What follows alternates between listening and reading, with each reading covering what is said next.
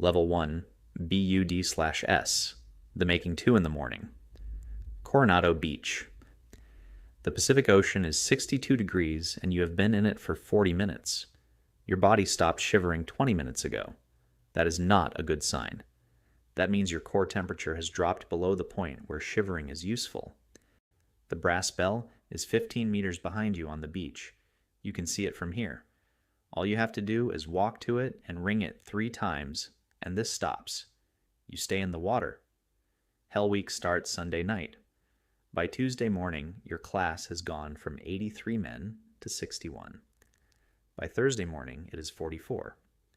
You know this because you count every time someone walks to the bell. You count because counting is something your brain can do while the rest of your body is somewhere else entirely. Your swim buddy is Ortega, medium build, quiet, from New Mexico. He has one rule: show up. Every evolution, every run, every surf passage. Ortega is exactly where he's supposed to be, exactly when he's supposed to be there, every single time. Wednesday night, surf zone. They make you sit in the breaking waves for 2 hours. The first wave takes your breath completely. The second wave takes the breath you were trying to take back. By the 10th wave, you have stopped trying to prepare for them and started just receiving them. This is the lesson, not the cold, the receiving. On minute 47 of the 2 hours, Ortega grabs your arm in the water, not to help you up, just to confirm you are still there. You are still there. At minute 93, a man 6 positions to your left stands up and walks to the bell. You watch him go. You feel nothing about it. You are too cold to feel anything about it. You stay sitting. Your hands have not worked properly since Tuesday. You are running on 4 hours of sleep across 4 days. Every muscle in your body is a negotiation. The instructor on the beach calls time. You stand up. Your legs almost do not work. Almost. You graduated BUD/S on a Friday in May. Your class started with 172. 31 of you are standing on the beach. Ortega nods once. You nod back. That is the ceremony. You survived the making. Now you have to learn what you were made for. Level 2, the new guy. First blood. You are 24. You have the trident. You know nothing. SEAL Team 3, platoon of 14. You are the least important person in every room you walk into, and this is correct. You earn your way up. You do not complain about starting at the bottom, because the bottom is where the foundation is, and you have seen what happens to buildings without foundations. Your platoon chief is Reyes, 12 years in the teams. The man moves like water. No wasted motion, no unnecessary sound, no gap between thought and action. He watches you for 3 weeks without saying a word to you beyond the operationally necessary. On day 22, he says, "You're starting to move like you belong here." You carry those 7 words to Iraq, Mosul. Your first deployment. Direct action missions. Go in, achieve the objective, get out. Clean and precise. Your hands learn things your brain cannot fully describe. Your eyes learn to read a room in 3 seconds. Your ears learn to separate the sounds that matter from the sounds that do not. On the 4th mission, something goes wrong. The building has a secondary exit that was not on the imagery. Someone is coming through it. You have 3 seconds to make a decision. Your training fires before your fear does. You move left. You clear the angle. You hold. The threat is neutralized. No one on your team is hurt. In the bunk that night, you find 3 things you could have done faster. You memorize them like a prayer. You say them to yourself until they are part of you. 25 years old. First blood on your hands? Not the kind you think. The blood of decisions. The blood of becoming. You survived the first test. Now comes the real work. Level 3. The operator. The hunt. 30 years old. 4 countries in 18 months. You have slept in 40 different locations and operated in conditions that would end most careers before they started. You are good, not adequate, not competent. Good, in the specific way that 10,000 hours under fire produces, the way a blade is good after enough grinding. Afghanistan, Kunar Province, high-value target in a compound. Walsh briefs the mission at 2200. Walsh is your team leader, 36 years old. The man makes decisions the way lightning makes decisions. Fast, precise, no deliberation visible from the outside. You have been studying how he does it for 8 months. You are getting closer. The plan is sound. You have run the breach 14 times. On breach night, the compound has a problem. The secondary structure is wrong. The imagery showed one entrance. There are two. Two entrances means two angles. Two angles means someone on your team is exposed if you stick to the original plan. You do not stick to the original plan. You peel right without a word. Ortega would call it instinct. Walsh would call it training. You call it the only available move, and you make it in under 2 seconds. The team reads you. They adapt. Nobody asks why. Nobody needs to. You clear both angles. You achieve the objective. You extract clean. In the debrief, Walsh says, "Good adapt." 2 words. In the team's 2 words from Walsh is a standing ovation. You fly home Thursday.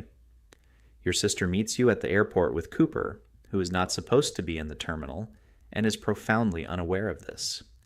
You sit on the floor of the arrivals hall with 70 pounds of dog in your lap, and you let yourself breathe.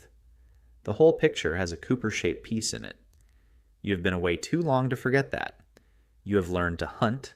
Now they are going to ask you to lead. Level 4. The team leader, the weight 37, Virginia, 11 p.m. Briefing room. The objective on the screen is the most complex thing you have seen in 15 years. Maritime insertion, coastal breach, 11-minute window from splash to extract. 11 minutes is not generous. 11 minutes is all there is. Your team is 8 people. You know each of them the way a surgeon knows a scalpel. Their weight, their balance, their specific way of cutting. Vasquez is 26 and moves like someone twice her experience. She is the best natural navigator you have worked with, and she is not yet afraid of the things she should be afraid of, which is a problem you are quietly managing. 4 hours in the briefing room. You build 3 contingency plans. You cover every failure point you can see, and a few you can only feel. At 0301 of your team raises his hand and asks, "What if the extract bird is late?" You tell him. He nods. No follow-up. That question will save his life. The operation runs clean for 11 minutes. At 11 minutes and 4 seconds, the extract helicopter is not there. Airspace conflict. 4-minute delay. 4 minutes in a coastal compound is a year. Your team holds. They hold because you spent 4 hours making sure they would know what to do in exactly this moment. They hold because Vasquez keeps her position even when the noise from the water gets loud enough to make your teeth hurt. They hold because the man who asked about the late bird at 0300 knows the answer and is running it. The helicopter arrives at 15 minutes and 12 seconds. Everyone gets on. In the debrief, the admiral says, "Clean operation." You think about those 4 minutes. You think about the 0300 question. You think about the gap between those two things and what it actually means to prepare people for something. You led them through. Now comes the last time. Level 5, the last mission. 43 years old, you decided 3 months ago this was the last one. You signed the retirement paperwork. You sat across from the commanding officer of Naval Special Warfare Command, and you told him you were done, and he did not argue because he has known you long enough to know that when you say something, you mean it. Then this came up. You said yes, because you are who you are. The objective is in a location you will not say. The target is a person whose removal prevents something you have been briefed on in enough detail to know the stakes are real. Your team is 6. The youngest is Vasquez, 26, sharp, ready, moving better than anyone you have seen at her level. You made a note about her 8 months ago. You have not told her what it says. Insertion clean. Approach clean. First 3 minutes of breach clean. Minute 4. A door that should be locked is open. Open doors in a compound at night mean people who are not supposed to be there. People who are not supposed to be there mean the intelligence picture has a gap. You have 3 seconds. You produce the stillness. It is not calm. It is not courage. It is 15 years compressed into 3 seconds of absolute clarity. Your hands know what to do before your brain finishes the sentence. You make the call. Vasquez reads it first. She's already moving before the last syllable. The rest of the team follows her. Nobody waits to be told. The picture has been updated. Everyone is running it. The objective is achieved. The extraction is clean. In the debrief, you answer every question precisely. Same structure as Iraq at 25. The questions are harder. Your answers are deeper. The economy is the same. Afterward, you walk into the car park, and you stand under the orange security lights, and you think about the surf zone. You think about Ortega sitting in the waves beside you at 2 a.m. with his hand on your arm. You think about Reyes on day 22. You think about Walsh and 2 words. You think about Cooper, who died on a Tuesday in February, with your sister beside him while you were somewhere you cannot name. You think about the open door at minute 4 and what you did with 3 seconds and 15 years. You think about Vasquez. You go back inside. You sign the form. The pen makes a sound on the paper. It is enough. It has always been enough. You walk out into the night for the last time as a SEAL. The bell rang once at 22. It rang once tonight. Both times, you were the one who decided what it meant.